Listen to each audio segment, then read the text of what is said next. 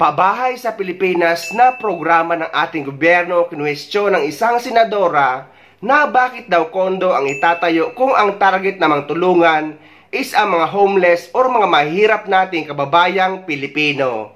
Nanggigil si Senator Cynthia Villar sa planong magtayo ng pabahay na malakondo. Git ng senadora, hindi yan para sa mahihirap. Narito ang aking report.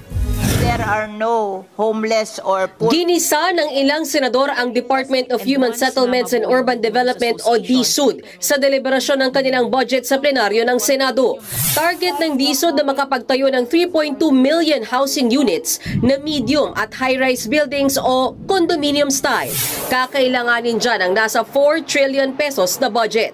Pero umalma si Senator Cynthia Villar, bakit daw kondong itatayo na pang middle class lang? Our priority should be the poor and the homeless. Why will you insist on building condominium? Dahil kikita ka doon sa kontraktor ng condominium. Ang kinaiinis ni Villar, may mga sinasabihan daw na illegal settlers sa Las Piñas na umalis na sa mga lupang tinitirahan dahil bibigyan sila ng condo unit. Pero hindi naman daw yan libre. Nasa real estate business ang pamilya Villar, kaya alam daw ng senadora na may presyo talaga ang pagtira sa kondo. Paliwanag naman ni Senator Risa Hontiveros na sponsor ng budget ng DSUD. Base sa proposal, nasa 2,600 pesos ang ibabayad kada buwan sa condo unit na itatayo. Maari pa raw buwabayan sa 1,500 pesos dahil sa subsidiya mula sa gobyerno. Ipapadaan din daw ang bayad sa pamamagitan ng loan sa Pag-ibig.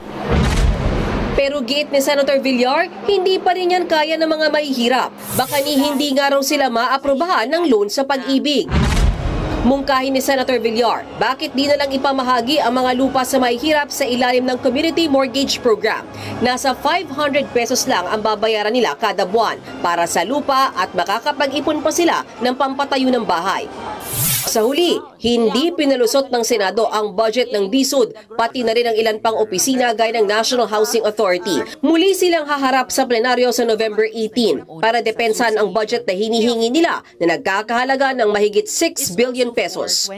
Ang nakikita kong punto dito ni Senator Villar ay pinapangakuan ang mahihirap nating kababayang Pilipino na paalisin sa kanilang tinitirahan at pinapangakuan na bibigyan ng condo unit. Pero hindi nila alam na may bayad dito at kailangan pang i-apply ng loan sa Pag-ibig. Dapat linawin ito sa mga tao na kung wala kang Pag-ibig ay hindi ka magkakaroon o makakakuha ng pabahay. Para hindi magkaroon ng miscommunication na papaalisin sila sa tinitirahan nila para bigyan ng condo unit. Na alam naman natin ngayon na wala ng libre, lalo na't ang condo unit or ang condo ay napakataas ng maintenance.